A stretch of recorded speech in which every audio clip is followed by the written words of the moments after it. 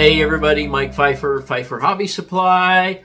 First thing today, we're going to do update 62, which is going to be muy poquito. And for those of you who don't speak that, it is very small. Because I haven't been out here a lot. You know the story. I've been doing all kinds of other things. I also got involved in helping one of the guys at the club who is... well, he's in a wheelchair for the most part. He's on dialysis and stuff. Anyway, I'm helping him put a tow hitch mount on the front of his little Chevy Spark, and a brake system, and wiring up lights. And it's been quite exciting. But anyways, I've been doing that. I've been working on the Mustang somewhat, and I'll show you that another day when the parts get here. But just the usual household stuff and all that.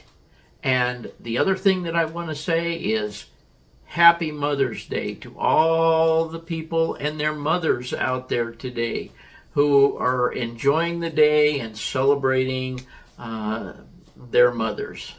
I hope you have a great day. Had a great day. We had a great day. Robin had a great day.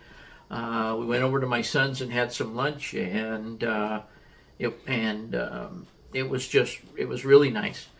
So everybody, happy Mother's Day, and I'll get with showing you what I've done, which is not a lot. Okay, here we go. Okay, everybody, this is where we are right now. Obviously, you can see places where I had to touch up. I'm probably going to have to wait 2 days for that to dry before I can sand that off. It's all been sanded. The notches or the grooves along the rail have been cut in with a knife. And everything looks pretty good. I'm not real happy with Smooth It. But I guess in the end it'll accomplish what I'm trying to do. I don't know if I've shown it, but let me show you what else I'm doing. Okay, this is where I cut out the pond, what will be the log pond. But as you can see, I've got a wood stringer there I've got to cut through. I do have some tape along here to try and give me a straight line to do the fascia. And if I get that cut out today, I'll show you what that's going to look like, and we might put some plaster and plaster cloth in there. So for right now, that's about it. Oh, hang on a minute. I got one more thing to show you. Okay, another thing I did is I put the blue, the water coming down, running down from the pump, from the mine pump. And it comes over here, and it runs off the side of the layout. I got to put some clear on that. I believe instead of water, I'm just going to use maybe a little bit of cotton along the way. Do some cotton right where it comes out of the pipe up there, and then might do some rapids made out of cotton as I go down. But I'm not going to use any kind of... water, mixable water, resin.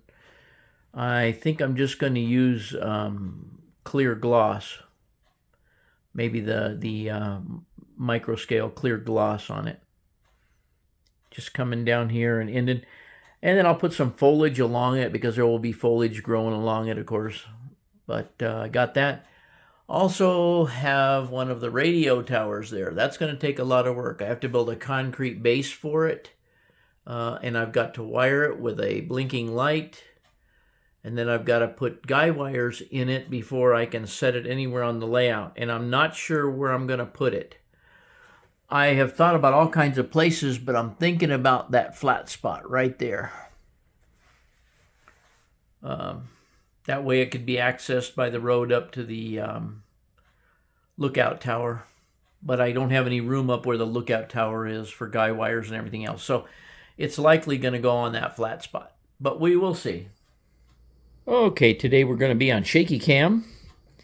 I used paving tape to do my smooth it for all of the concrete in the yard area.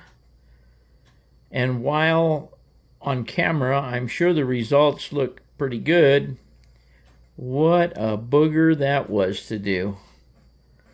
This ate up a whole bunch of time. And as you can see, I don't have the buildings cleaned off, the splashed plaster and stuff. But I do have it painted a concrete color, and I painted right over the rails and everything. And I had to patch a couple of spots, which takes 2 days to dry. And right there, I plastered over that switch throw. And then when I realized it, I had to chisel all that out, and it's just been very exciting. So when all this dries, and I'm not sure how long that's going to take, because once you add moisture to that plaster, it gets real soft. Not real soft, relatively soft. But we need some lines put on, we need some weathering going on out there, some traffic flow weathering and so forth, and I think I'm going to do that before I start putting ballast and so forth in the areas that you see that are still black foam or ground cover, whatever I decide to put in there. And as you can see, the parking lot I was going to do in concrete. After my experience with the other throw bar on the other turnout, I decided, nope, it's going to be, I'm going to put asphalt, the Arizona Rock asphalt stuff down there. Oh, this stuff was hard. Woodland Scenes paving tape. I guess there's people that have good luck with it. Not this boy. I didn't really like it. And if you put it over rails, it tends to really stick to the rail. I had a real hard time getting it off on the edges of the rail. I don't know. I don't really care for the whole system, but it's about the only way to get a level or relatively level surface somewhere where you want concrete without doing patterns and making styrene. But there you have it. I hope all my grooves for my wheels are cut in properly. I think I did good. There's one little place there in the middle where you can see that the plaster goes over the rail there. That was a drip. I've got to clean the tops of the rails up. Anyway, like I said, I'll do that once I do the weathering, the striping, and all the other things I have to do. And then we'll probably put in ground cover around the back side of this. Also, if you notice, and I don't know if I pointed out in the other videos, but I have the rail painting done. Obviously, or I wouldn't have been able to start this project. But anyway, if I step down again, there you go. There's what we have for concrete. That's a lot of concrete for a small area, or for an area period. But anyway, that's what that's going to be. Let me turn around and go down the other end and show you what's going on down there. Okay, down here, I don't know. I've got some video that's saved, and I don't know what I've used and not used. But I think I took a picture of this when I cut it out with a hot knife. And then I cut the fascia with my Dremel tool. And I just mixed up a bunch of plaster to put in the log pond. And I had a bunch left, so I just came around the corner here. So that's pretty much the log pond area. That'll be easy to progress. So when I don't have anything to do, or I get done doing things down at the other end down there where I have to let it dry, I'll be coming down here and working on this. The first thing I have to do is I got to come off of this, the log slide that goes into the sawmill. I've got to build a curve ramp that goes down into the water to get the logs, and then they would use a winch line to pull the logs up. But we'll get to that. Like I say, I come out here, I try and think of things to do. I'm really getting sort of frustrated with not being able to run trains. I'll be glad when I get some of that peripheral rail around there, down there, covered, cleaned up so that I can once again run trains. But that remains to be seen when that'll be. But once I get that flat part done, the rest of it should go pretty darn fast. Let me show you one other thing that I told you I was going to do that I did get done. I did get my power strip mounted under here. Got the wire ran up over and plugged into the layout line. So I did plug it into the layout 110.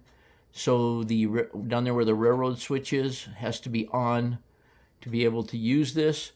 Right now you can see that I have one cord going over to my shop vac because I have to, when I was sanding the top of that plaster, I had to constantly vacuum that.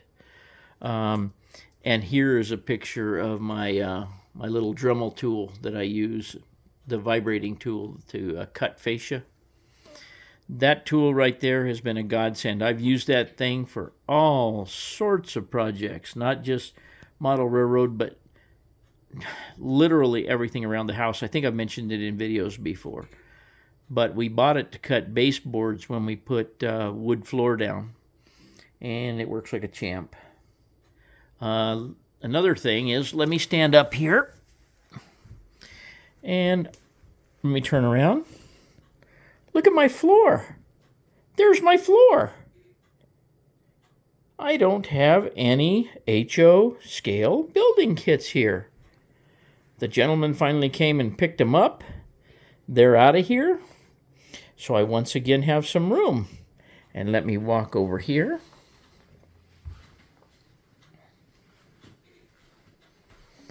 And one thing you may notice here is what's missing. 2 guesses. 2 race car sets. I put them on Next Door Neighbor. We had a swap meet at our NMRA meeting, which was held out at our club building this last weekend. I took them out there to see if anybody would be interested. Nobody was interested. I came back home. I left them out there. And wouldn't you know, the minute I got home, somebody on Next Door Neighbor wants to buy them. So I told them I will get a hold of them Wednesday when I go back out there. And we'll see if they come and get them. But all that junk, my point is, all that junk's out of here. So we're making progress on whittling down and getting my space back. But I'm going to hold this up and just give you a shot of the layout. It's been a while since we really just scoped it out.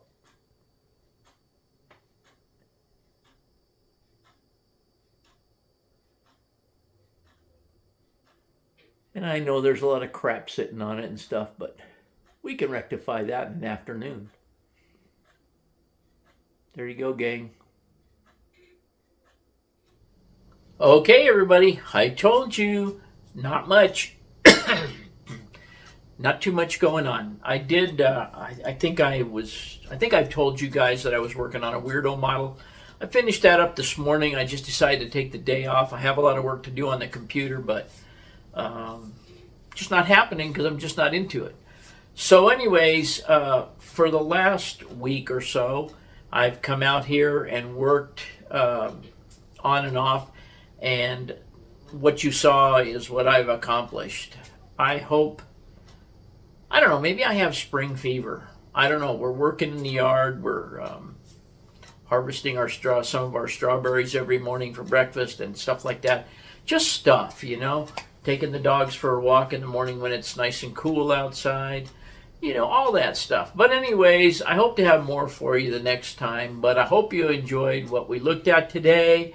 And as usual, go to the vintage page and see if there's any new locomotives there that you can't live without. And thanks for watching.